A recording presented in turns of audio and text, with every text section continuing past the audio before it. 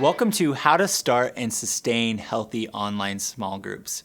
My name is Jake Cranda. I'm the online pastor at Saddleback, and I've been doing online ministry for 10 plus years and been part of online groups for the last 8 and have been part of launching thousands of online groups over the last decade. And in this course, we're going to talk about learnings, both the good and the bad. And the hope is you don't repeat any of the mistakes that we've done. And we want you to start at a better launching pad so that you can have a healthy online small group ministry.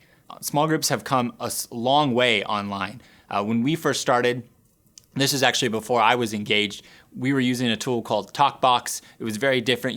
We actually were having to pay for per minute of online group meetings because there weren't a lot of the tools that exist today that are free and really seamless.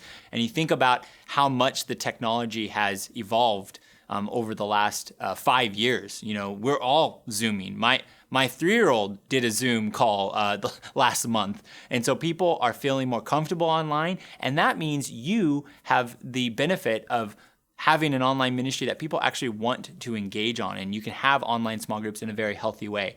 One thing I did want to encourage you on is to watch the Align course on how to learn small group ministry essentials, because taught by Steve Gladen, because it's really important to know the basics of how to get a healthy small group ministry. We're going to build upon those principles from that course. But in this course, we're going to dive into why online small groups are valuable for your church for all sorts of reasons and for churches of all sizes. We're going to look at the 4 P's to the strategy, essential strategic reasons and principles that you need to understand to have a thriving and healthy online small group ministry. We're going to actually unpack a typical online small group from start to end. You know, what are the things that you do? We're going to look at how to express the 5 biblical purposes online. You know, actually, how do you do evangelism, ministry, discipleship online? And there are ways you can facilitate that.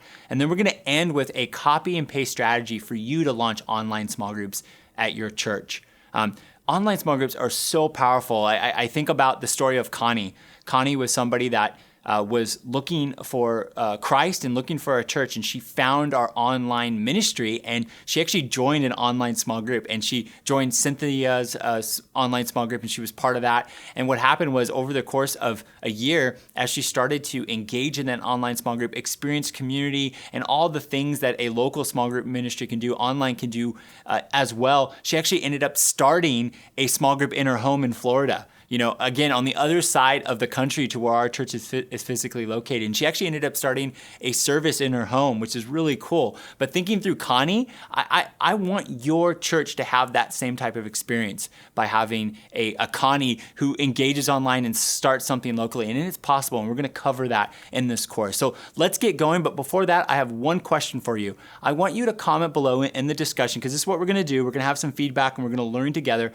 I want you to share what's one thing you want to get out of this video course on online small groups. Comment that below, and I would love to hear your answer.